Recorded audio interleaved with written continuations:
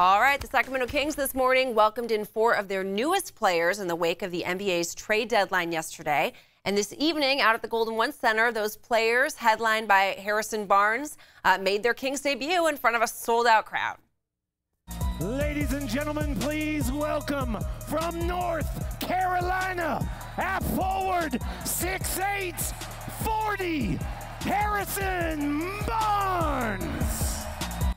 That's right, Harrison Barnes inserted into the starting lineup after being acquired in a trade just 2 days ago from Dallas, joining his new team tonight against the Miami Heat. Things were a little rough in the beginning of the game, but the Kings eventually found their groove. Barnes scored 12 points and pulled down 7 rebounds. The only other player to play tonight from the new acquisitions was Alec Burks, who had 9 points in 14 minutes of action. The Cardiac Kings coming up big in the fourth. Buddy Hield and De'Aaron Fox pacing the way.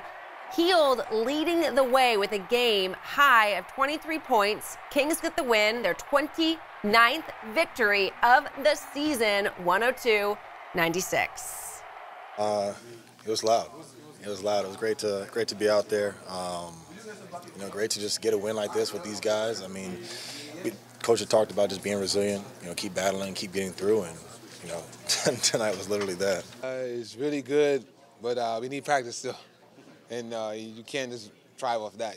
We still got a lot of work to do, and we got to, buckle up, man. And I've never been in a situation before. There's a lot of pressure. Because you know why? Because the cities haven't been in the playoffs since 2005, 2006, and it would be a joy to get them back there.